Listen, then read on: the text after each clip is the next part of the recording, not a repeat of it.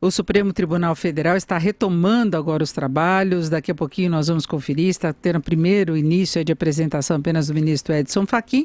Mas antes vamos falar da pressão no câmbio que continua, mesmo com a intervenção de ontem do Banco Central.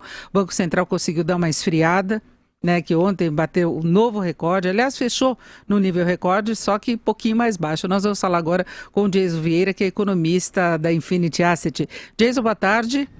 Boa tarde, Denise. Pois é, o dólar novamente pressionado. Aliás, ele abriu hoje, ele subiu um pouquinho, caiu um pouquinho, ficou nessa oscilação e aí engatou alta de novo. Agora sobe 0,49%, cotação de venda do comercial passa um pouquinho dos 4,26%. Bolsa de valores negativa também, não com a mesma intensidade de ontem, mas agora cai 0,27%. Tua avaliação em relação ao que está acontecendo, porque se imaginava que a atuação do Banco Central, inclusive porque ele passou o recado que ele pode atuar de novo para tentar dar uma equilibrada, não estabelecer um nível de cotação, mesmo assim o mercado testando, né? O mercado testando, Denise, mas estamos numa situação que é difícil até se avaliar se efetivamente, se vai ter alguma efetividade essas atuações. Pelo que se vê, é de modo a atenuar o movimento. Mas há um movimento de saída de dólares ainda intenso do Brasil, há um fluxo também, é o período do ano, não há muito o que se dizer também, lucros de dividendos costumam sair de outubro até dezembro, começam a se intensificar nesse período de novembro, e aí nós temos a situação de hoje, com o dólar agora subindo 0,50, e ainda assim, se for fazer uma comparação com um dólar internacional, ele também está subindo contra a maioria das divisas, e aí que dificulta um pouco a vida do real nessa brincadeira toda. E a gente tem vários fatores internos, né? Inclusive o balanço das contas externas que saiu nesta semana mostrou que além dessa saída para remessa de lucros e dividendos, a entrada não vem cumprindo exatamente o que se previa, né?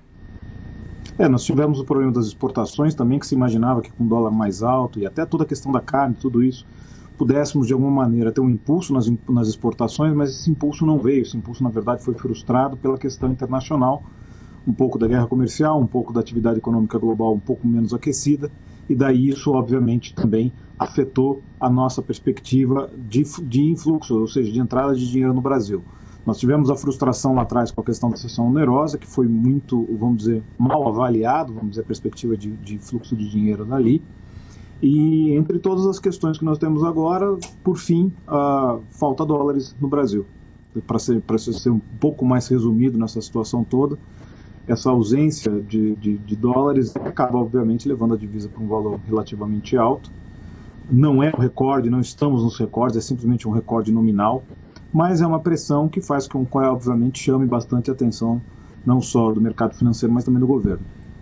Agora, Jason, essa questão do nominal, do real, importa muito o custo que as pessoas vão ter e as empresas com relação a esse dólar mais alto. Para as pessoas, esse é o real que vão ter que pagar de fato agora. Para quem vai viajar, é claro que a gente sempre fala disso, mas pode ter outras consequências. Importações, por exemplo, de máquinas e equipamentos que vinham acontecendo em alguma medida. Isso representa investimentos, tem empresas endividadas em dólar, pode ter algum repasse para a inflação, sempre tem alguns riscos embutidos numa pressão mais forte assim. Não é? Mas o problema por exemplo, a própria autoridade monetária, parte disso, obviamente, existe uma distorção de mercado, isso é óbvio, há especulação em cima da divisa, isso é indubitável, mas ao mesmo tempo há uma pressão também de fluxo que fica difícil, por exemplo, um Banco Central entrar na tentativa de se atuar e reverter a tendência da moeda.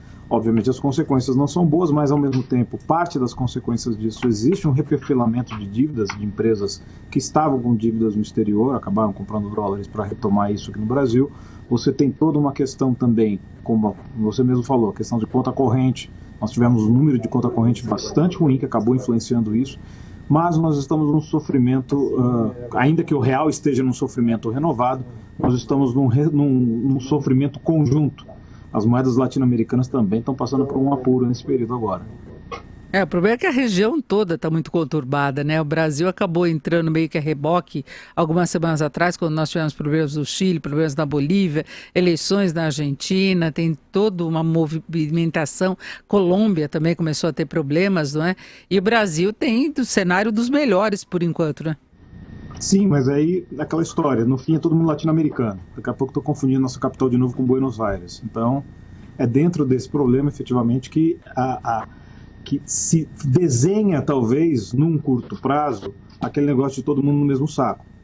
Para frente, pode ser que se reveja isso por parte do investidor estrangeiro, e um dos fatores que possa trazer essa revisão seja um olhar um pouco mais crítico em relação à região de maneira mais individualizada, olhando, por exemplo, o que está acontecendo de positivo no Brasil, é quando nós tivermos, por exemplo, um fim mais crível de pelo menos essa primeira fase da guerra comercial de China e Estados Unidos.